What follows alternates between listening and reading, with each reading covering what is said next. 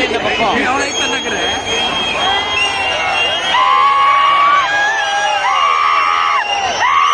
அதுதான் கொஞ்ச நேரம் ஆட்டோ காமிங்க வேறு இது அதுதான்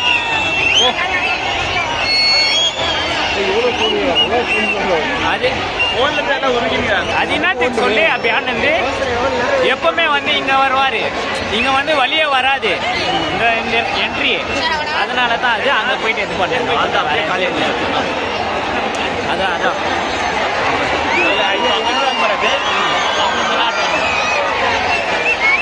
நிகழ்ச்சானுவோம்